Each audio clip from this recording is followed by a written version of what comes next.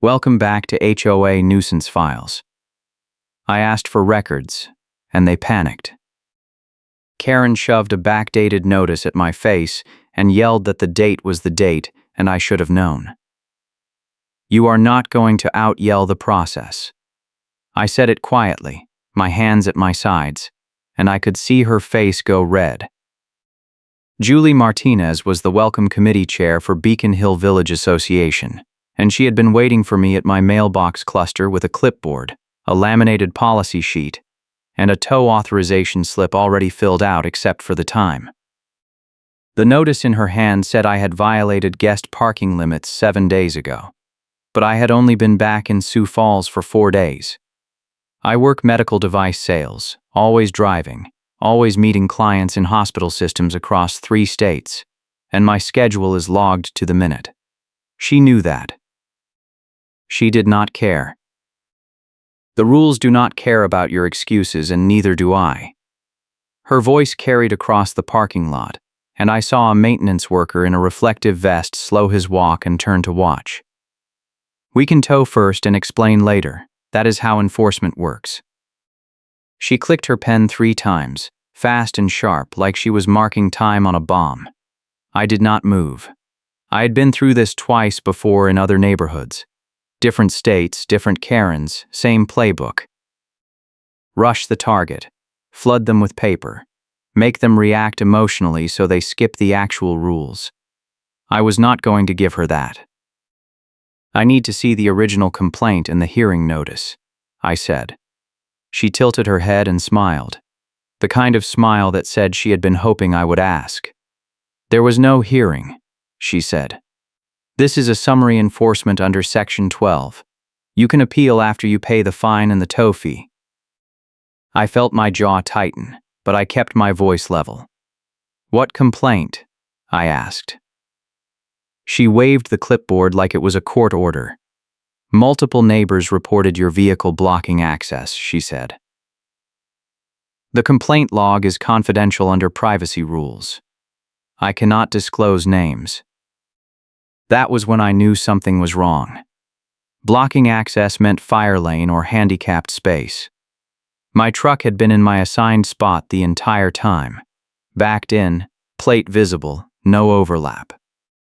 I asked for a copy of the complaint log entry and the Section 12 language.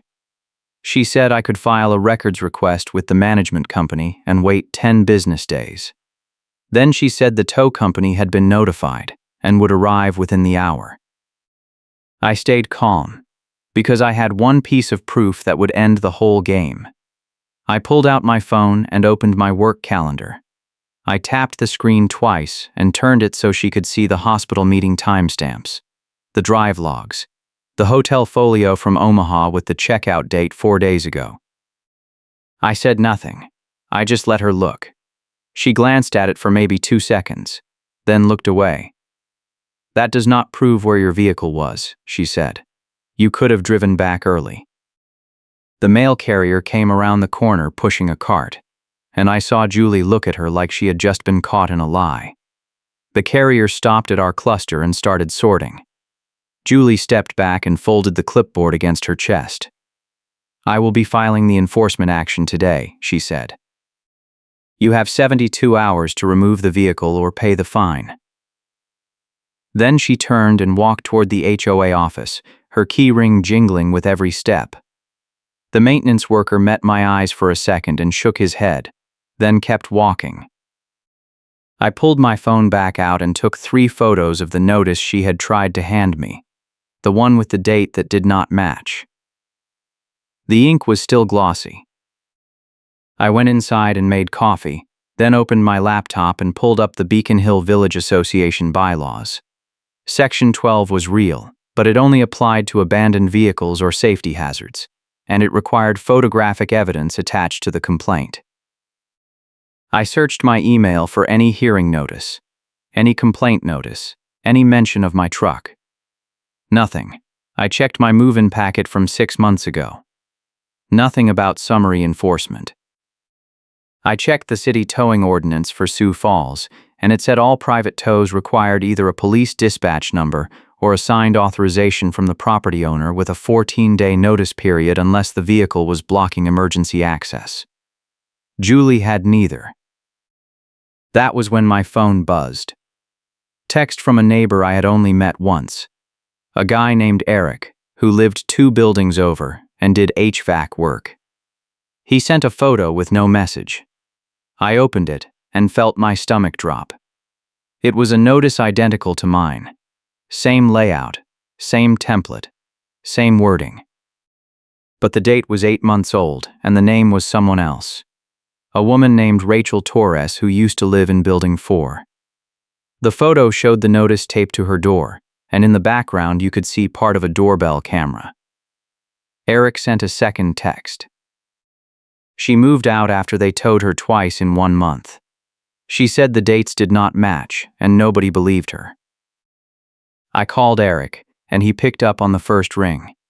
"Tell me about Rachel," I said. He sighed. "She was a night shift nurse," he said. "Worked downtown at the trauma center. She would park in her spot around 8 in the morning, sleep during the day, leave again at 6 at night. Julie hit her with a notice saying her car was there during restricted hours, but the restricted hours were 9 to 5 weekdays, and Rachel's schedule proved she was never home during that window. She appealed, brought her work badge logs, and the board voted to uphold the fine. Then 2 weeks later, Julie had her towed for the same thing. Rachel paid to get her car back, paid the fine again, and moved out the next month. "Did Rachel keep any of the paperwork?" I asked. Eric said he did not know, but he had saved the photo because it felt off. He said Julie had started targeting people who worked nights or traveled for work. Anyone whose vehicle sat in the lot during the day, looking abandoned even though it was not. I asked if there were others. He said yes, at least 3 more in the last year. One was a long-haul trucker who got hit while he was on the road. One was a consultant who worked in Denver half the time. One was a single mom who worked doubles at a call center and her car got towed while she was at her kid's school event. All of them moved out or sold within 6 months. I thanked Eric and hung up, then opened a spreadsheet and started building a timeline. Rachel Torres, 8 months ago, towed twice, moved out. Trucker, 6 months ago, towed once, sold his unit. Consultant, 4 months ago, fine and lien threat, moved out. Single mom, 2 months ago, towed once, still here but quiet. Then me, now, notice backdated. Tow threat active.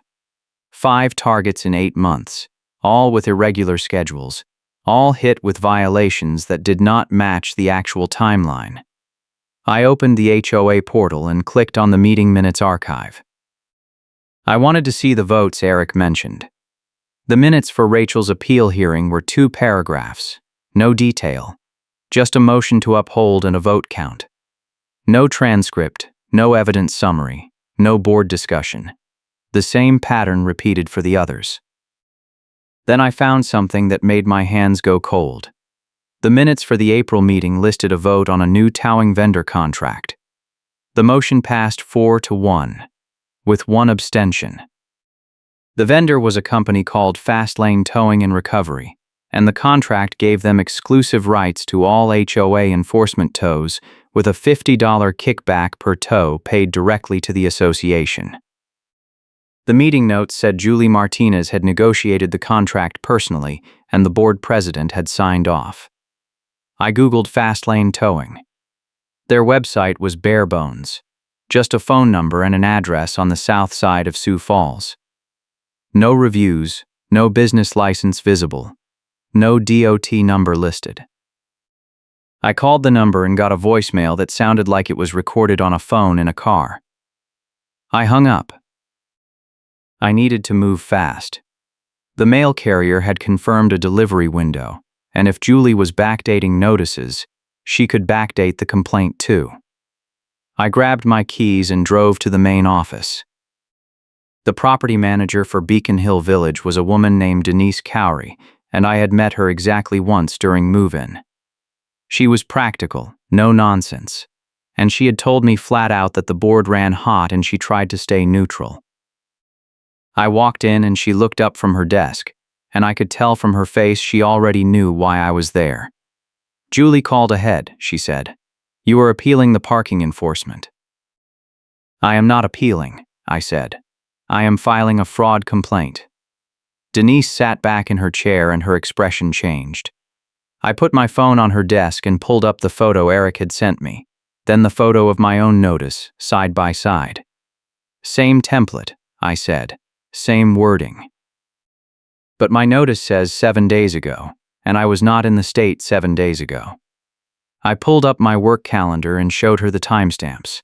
Denise leaned forward and studied the screen, then picked up her desk phone and dialed. She waited, then hung up without leaving a message.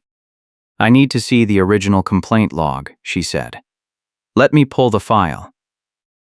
She turned to her computer and opened the HOA portal backend. I watched her click through folders, and I saw her face go tight. "There is no complaint," she said. "There is a notice issued yesterday by Julie under summary enforcement, but there is no attached complaint, no photo, and no board authorization." I felt my pulse spike. "So the notice is invalid," I said. Denise nodded slowly. "Under the bylaws, yes," she said.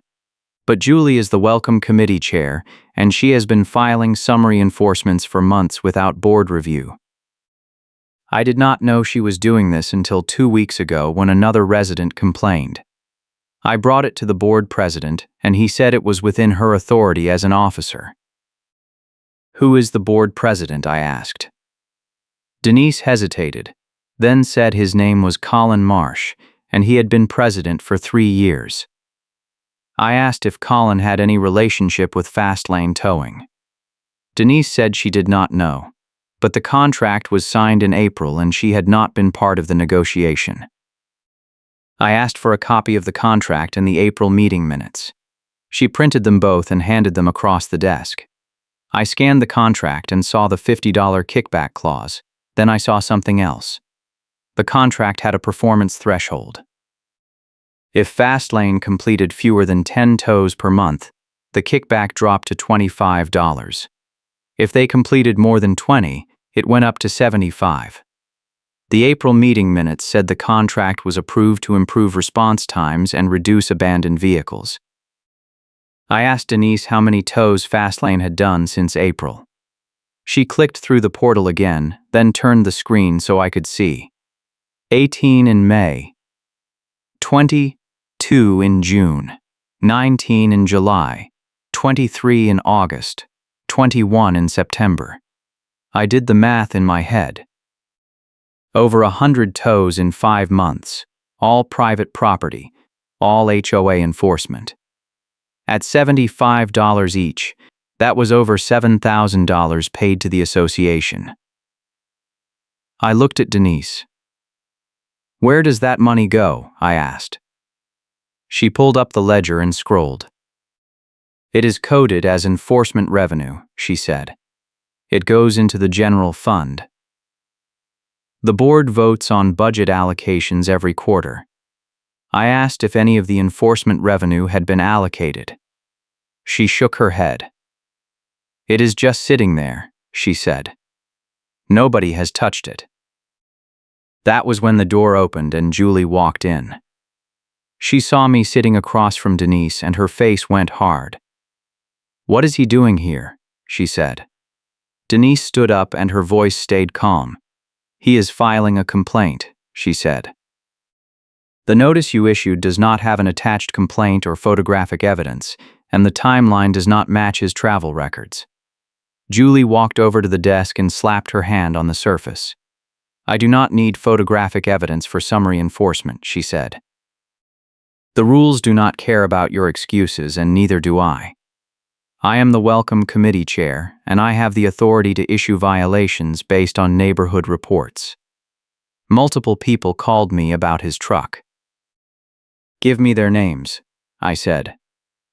Julie turned to look at me and her smile came back. "That is confidential," she said. "I do not have to disclose complainant information." Denise cut in. Actually, you do, she said. The bylaws require complaint transparency for any enforcement action over $50. Julie's smile dropped. This is a summary action, she said. It is exempt. Denise shook her head. Not if you are threatening a tow, she said. Towing costs are over $200, and they require board authorization or a verified safety complaint. You do not have either.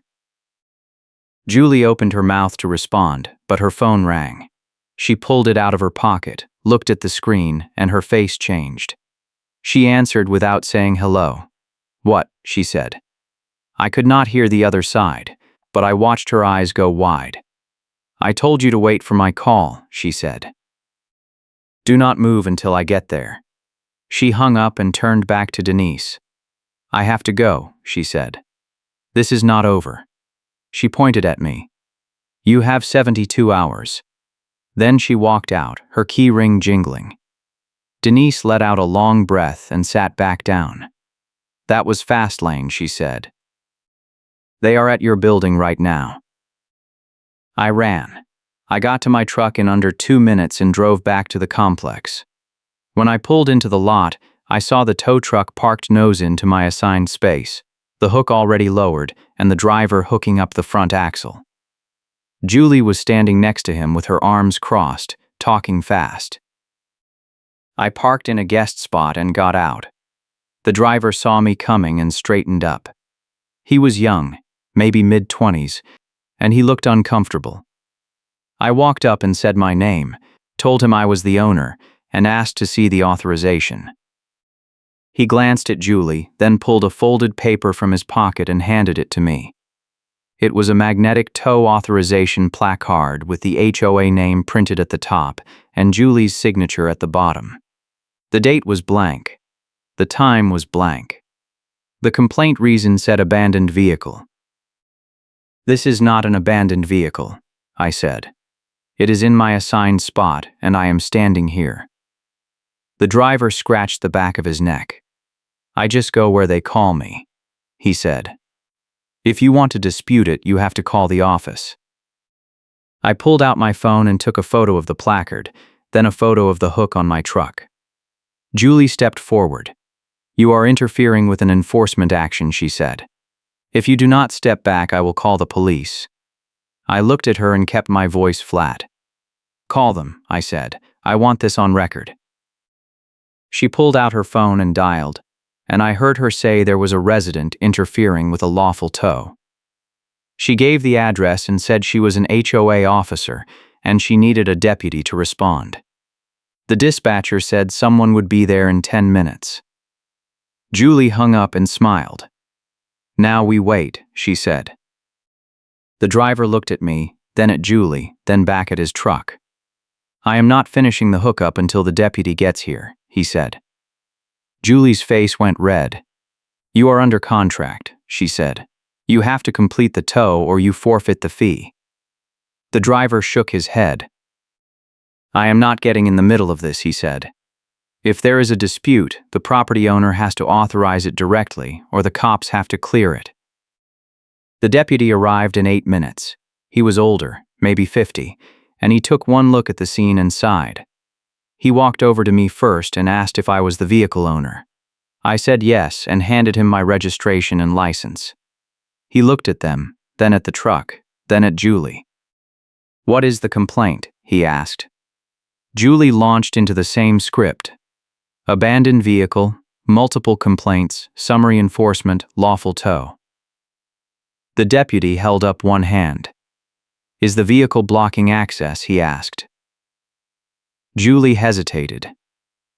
It is in violation of parking rules, she said. The deputy looked at me. Is this your assigned spot? He asked. I said yes and pulled out my lease and the parking map from my move-in packet. He compared them, then looked at Julie. This is not an abandoned vehicle, he said. This is a parking dispute, and parking disputes require a 14-day notice under city code, unless the vehicle is blocking emergency access. Do you have a 14-day notice on file? Julie pulled out her clipboard and showed him the backdated notice. The deputy read it, then looked at the date. This says 7 days ago, he said. That is not 14 days. Julie's voice went up. That is when the complaint was filed, she said. The 14 days start from the complaint date. The deputy shook his head. No, they start from the date you post the notice, he said. If you posted this notice yesterday, the 14 days start yesterday. You cannot tow until the 14 days are up. Julie opened her mouth, closed it, opened it again. We can tow first and explain later, she said. That is how enforcement works. The deputy looked at her for a long moment. No, it is not, he said. That is called theft. He turned to the driver. Unhook the vehicle, he said. The driver nodded fast and started loosening the straps. Julie took a step forward. I am calling your supervisor, she said. The deputy handed her a card. Go ahead, he said. My name and badge number are right there. He turned back to me. Do you want to file a report for attempted unlawful tow? He asked. I thought about it, then shook my head. Not yet, I said. But I want a police incident number for this call in case it happens again. He nodded and wrote the number on the back of his own card, then handed it to me. If she tries again without proper notice, call us and reference this number. We will document the pattern. Julie stared at the deputy, then at me, then at the driver. She turned and walked back toward the office without another word, her key ring jingling the whole way. The driver unhooked my truck and loaded his gear back onto the flatbed. He looked at me as he climbed into the cab. For what it is worth, he said, this is the third call this week where the dates did not add up. I nodded and he drove off. The deputy waited until the tow truck was gone, then got back in his patrol car and left. I stood there in the empty lot for a minute, then went back inside and sat down at my kitchen table. I had a police incident number, a fraud timeline, and a contract that incentivized fake tows, but I still did not have the trump card I needed to end this. I called my property manager friend in Denver, a guy named Sam who had dealt with HOA corruption cases before. I told him everything. The backdated notices, the fake complaint logs, the towing kickback contract, the pattern across 5 residents. Sam listened without interrupting, then said one word. Minutes. I asked what he meant. He said every HOA vote has to be recorded in the meeting minutes, and if Julie was issuing summary enforcements without board approval, the minutes would either show she had approval or show she did not. Either way, it was proof. He told me to file a records request for every meeting video and every board vote for the last year, and to compare the minutes against the video. If anything did not match, I had her. I drafted the records request that night and emailed it to Denise with a copy to the board president. I requested all meeting minutes, all video recordings, all enforcement logs, all complaint files, and all vendor contracts from January to present. I cited the South Dakota Open Records Statute and the HOA bylaws section on member access. I said I needed the records within 10 business days, or I would file a formal complaint with the county. I hit send and waited. The reply came back in 30 minutes. It was from Colin Marsh, the board president. He said the records request was overly broad and burdensome, and I needed to narrow the scope. I replied and said the scope was specific to enforcement actions and vendor contracts, both of which were member accessible under the bylaws. He did not reply. The next morning, I got a certified letter. I signed for it and opened it in the parking lot. It was from an attorney named Richard Voss, and it said I was in violation of multiple HOA covenants including harassment of board members, interference with enforcement actions, and filing frivolous complaints. It said I had 10 days to cease all contact with Julie Martinez and the board, or the HOA would pursue legal action including fines, liens, and a restraining order. It said my records request had been denied as an abuse of process. The letter was 3 pages of bluff language meant to scare me into paying instantly. I took a photo of every page and texted it to Sam. He called me back in 5 minutes. "They are panicking," he said. "That letter is garbage. File a complaint with the county clerk and copy the state attorney general. They just gave you proof of retaliation."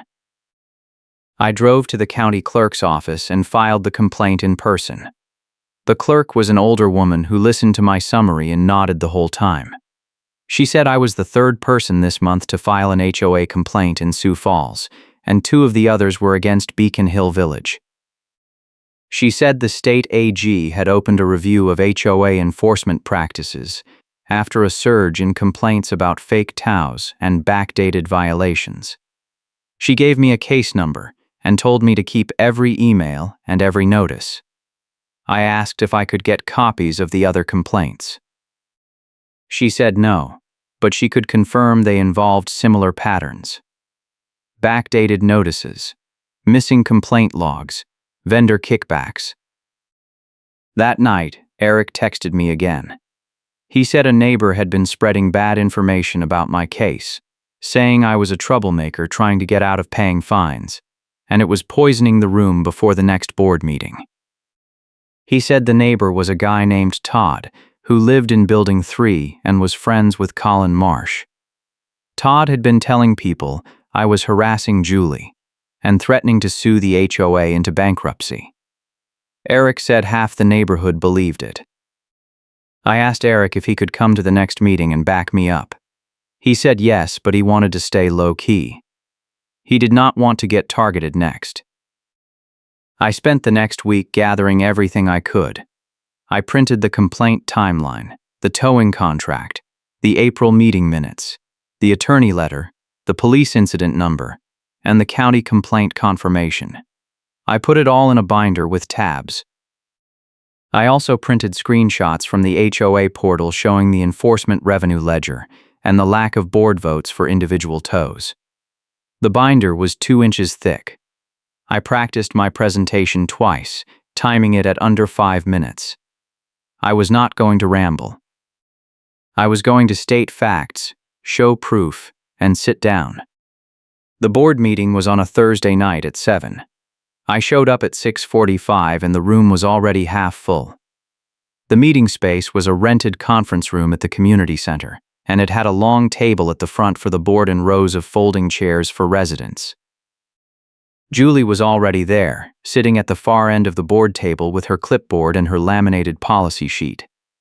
Colin Marsh sat in the middle, and the other 3 board members sat on either side. I recognized one of them as Todd's wife. I took a seat in the 3rd row and set my binder on my lap. Eric came in a few minutes later and sat 2 rows behind me. He gave me a small nod. Colin called the meeting to order and ran through the agenda. Old business, new business, committee reports, open forum. I waited. Julie gave the welcome committee report and said enforcement actions were up 20% compared to last year, and compliance was improving. She did not mention the tows. She did not mention the backdated notices. She smiled the whole time. When she finished, Colin thanked her and moved to new business. That was when I raised my hand. Colin looked at me and his face tightened. "Open forum is at the end," he said. I stayed calm. "This is new business," I said. "I am requesting a vote to suspend enforcement actions pending an audit of the complaint log and the vendor contract." The room went quiet. Colin leaned forward. "That is not how new business works," he said. "You need to submit a written request 48 hours in advance." I pulled the binder open and took out a printed copy of my email. "I sent this request 72 hours ago," I said. "You replied that it was not on the agenda." Colin looked at Julie, then back at me. "We reviewed your request and determined it was not appropriate for a board vote," he said. "Enforcement authority is delegated to the committee chairs under the bylaws." I flipped to the next tab and pulled out the bylaws section. It says enforcement actions over $50 require board review, I said. Towing costs are over $200. Julie has issued 23 TOWs in the last 5 months without a single board vote. The room stirred. I heard whispers behind me. Julie stood up. Those were summary enforcements, she said. They do not require board votes. I turned the binder so the room could see the timeline page. Then explain why 5 of those tows were issued to residents who were not home at the time of the alleged violation, I said. And why the complaint logs are missing for all of them. Julie's face went red. That is private information, she said. You do not have access to enforcement files. I pulled out the records request denial letter. I requested the files under the bylaws, I said. The board denied my request and sent me a letter from an attorney threatening legal action if I kept asking questions. Colin cut in. This is not the time or place for this discussion, he said. If you have a complaint, you need to follow the process. I took a breath and stayed calm. I did follow the process, I said. I filed a complaint with the county clerk and the state attorney general. The AG is reviewing HOA enforcement practices across the state, and Beacon Hill Village is one of the associations under review. The room went dead silent. Colin's face went pale. Julie sat back down slowly, her hands gripping the edge of the table. I kept going. The towing vendor contract includes a performance kickback that incentivizes high tow volume, I said. Since April, the HOA has collected over $7,000 in kickback fees, and none of that money has been allocated or spent. It is sitting in the general fund with no transparency. Where is it going? Todd stood up from the front row. You are out of line, he said. You are accusing the board of corruption with no proof. I turned and looked at him. I have proof, I said. I have the vendor contract, the enforcement ledger, the missing complaint logs, the backdated notices, and a police incident number from an attempted unlawful tow. I also have a timeline showing this has happened to at least 5 residents in the last 8 months. 3 of them moved out because of it. Todd opened his mouth, then closed it. He sat back down. Colin looked at Julie, and she looked at the table. The other board members were silent. If you are enjoying this story, hit that like button and subscribe for more HOA nightmare breakdowns and satisfying endings.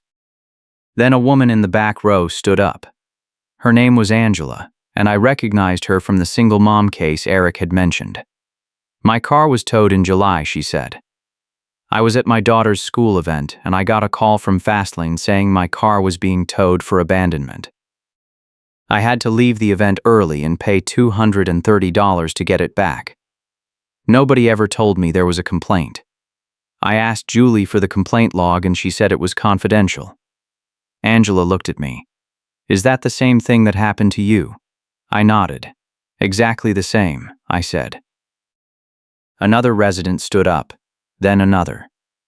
By the time the room settled, 6 people had confirmed similar experiences. Backdated notices, missing complaint logs, sudden tows with no warning, denials of records requests. Colin tried to regain control. We will investigate these claims, he said. But this is not the forum for airing grievances. A voice from the back cut him off.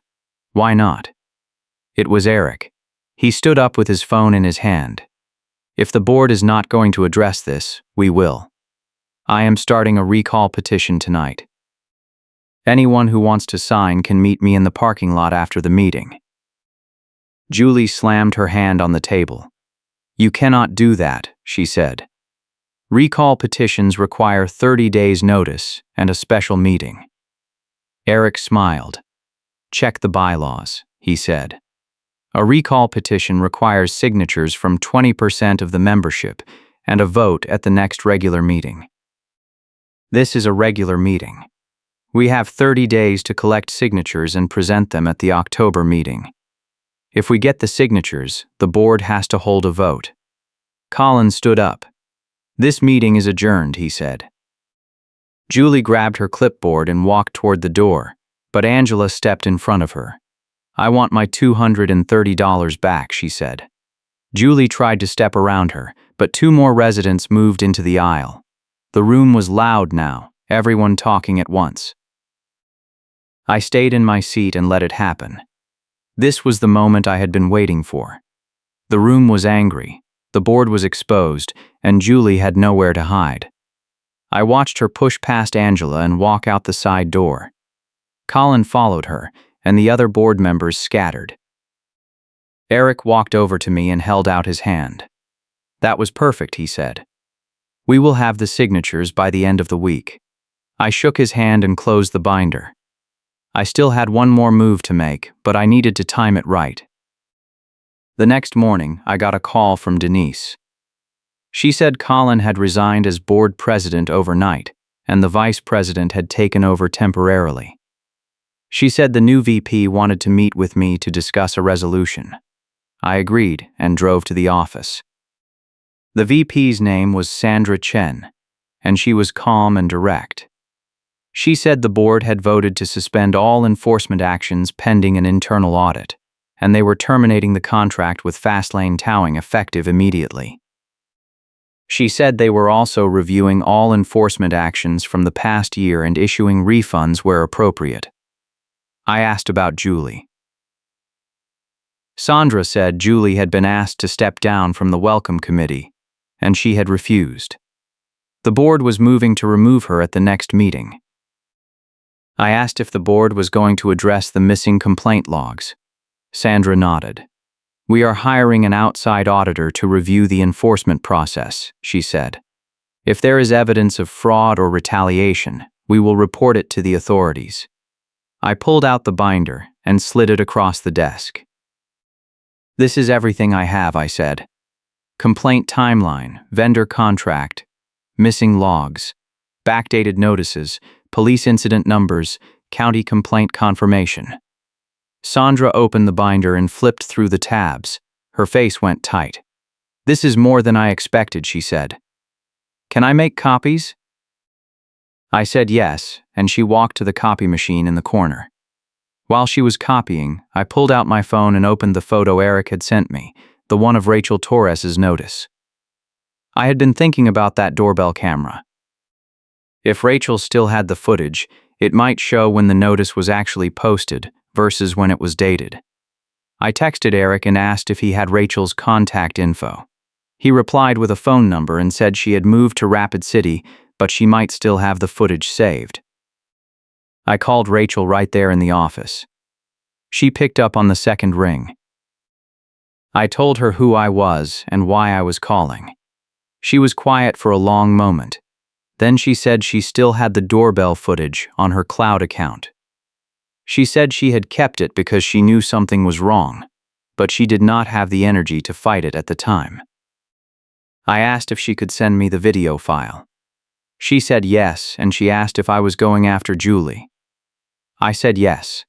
She said good, and she hung up. 10 minutes later, I had the video file in my email. I opened it on my phone and watched. The footage was date-stamped. It showed Julie walking up to Rachel's door at 9:43 at night and taping the notice to the frame. The date was July 18th. But the notice in the video said the violation occurred on July 11th, 7 days earlier. Julie had backdated it right there on camera. I watched the rest of the clip. Julie stood there for a few seconds, took a photo of the notice with her phone, then walked away. The time code was clear. The date was clear. It was perfect. I copied the video to a flash drive and handed it to Sandra. "This is doorbell footage from one of the other residents Julie targeted," I said. "It shows her posting a backdated notice." Sandra watched the clip on her computer, and I saw her jaw tighten. "I am forwarding this to our attorney," she said. "This is evidence of intentional fraud." I nodded. "I am also forwarding it to the county clerk and the state AG," I said. Sandra did not stop me. That afternoon, I got an email from the state attorney general's office. They said they were opening a formal investigation into Beacon Hill Village Association and requesting all enforcement records, vendor contracts, and board communications for the past 2 years. They said I would be contacted for a formal statement. I replied and said I was ready to cooperate fully. Then I emailed the doorbell footage, the complaint timeline, and the binder contents to the AG investigator. I copied Denise and Sandra. I did not copy Julie. 2 days later, the recall petition hit 20%. Eric had collected over 60 signatures, and the board was required to hold a vote at the next meeting. Sandra called an emergency session for the following week. I showed up early again, and this time the room was packed. Every seat was full, and people were standing along the back wall. Julie was not there. Colin was not there. Todd was not there. Sandra sat at the center of the board table with 2 other members, and she looked exhausted. She called the meeting to order and moved directly to the recall vote. The motion was to remove Julie Martinez from the Welcome Committee and bar her from holding any HOA office for 3 years. Sandra read the list of complaints, backdated notices, missing complaint logs, fake enforcement actions, vendor kickback scheme, retaliation against members who questioned her authority. She said the board had reviewed the evidence and found sufficient cause. Then, she opened the floor for discussion. Nobody spoke. She called for a vote. It passed unanimously. Julie Martinez was out. Then Sandra moved to the enforcement audit findings.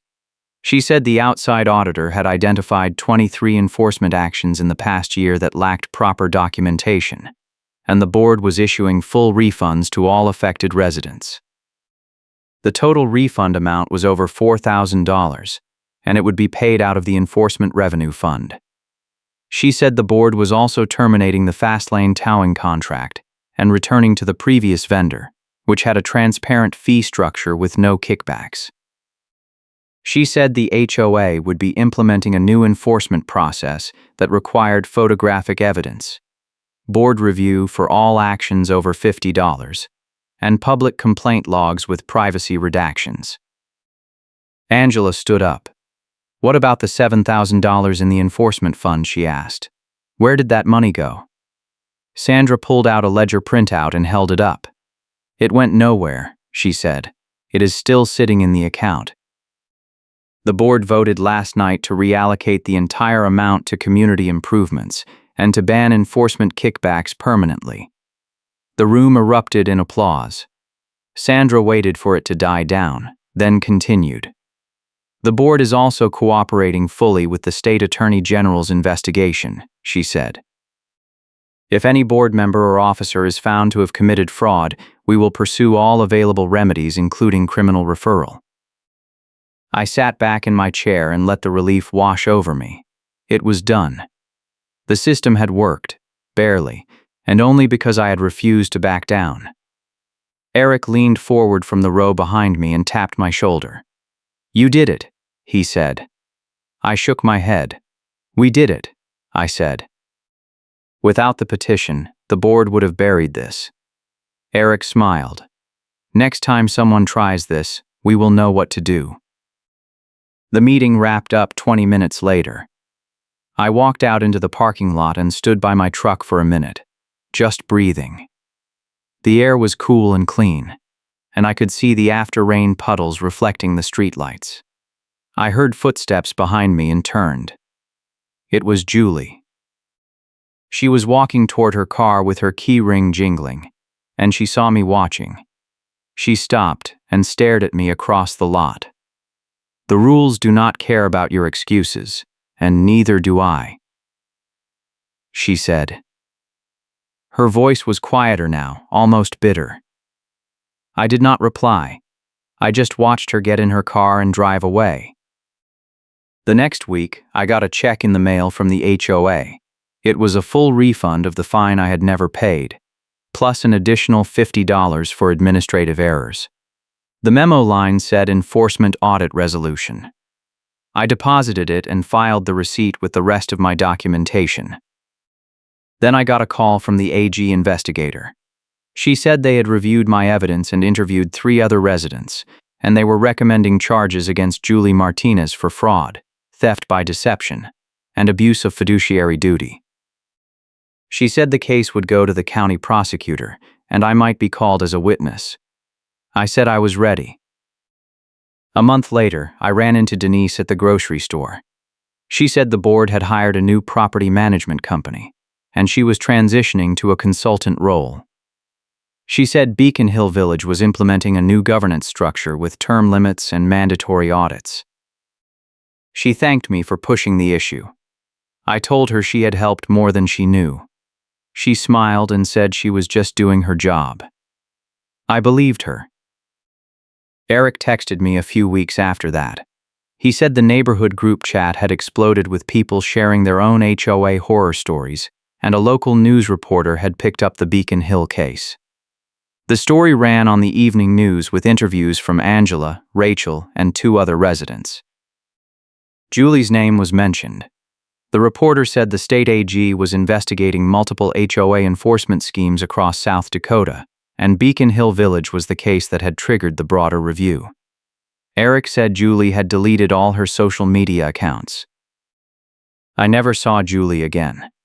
I heard from Sandra that she had moved out of the neighborhood in December and sold her unit at a loss.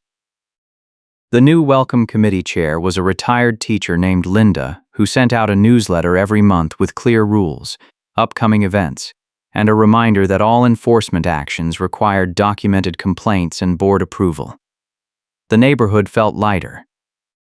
People started saying hello again at the mailbox clusters. I kept the binder on my bookshelf, tabs and all. Every time I walked past it, I remembered the moment Julie tried to move the goalposts one more time and I had the proof to stop her. I remembered the deputy telling her that towing without notice was theft. I remembered the recall petition that forced a vote during the meeting, and Karen's bluff getting read out loud while the room reacted. I remembered her phone dying mid-rant and her freezing in place, the look on her face when she realized nobody was backing her up anymore. I remembered the HOA removing the enforcement action and voiding the ledger entry, and the final showdown at the city permit counter where she tried to argue and lost. It was not a perfect ending. Julie never went to jail. The fraud charges were reduced to a civil settlement, and she paid restitution to the HOA and the affected residents. But it was enough. The system had bent, but it had not broken. The rules had been used the way they were supposed to be used, and the people who had been hurt got their money back. The neighborhood was better. That mattered. I still work medical device sales. Still drive across 3 states. Still meet clients in hospital systems from Sioux Falls to Omaha to Minneapolis. My truck still sits in my assigned spot, backed in, plate visible, no overlap. Nobody has tried to tow it since. I pay my HOA dues on time, I follow the rules, and I keep my records organized. And if I ever see another backdated notice, I will know exactly what to do. Until next time. Take care.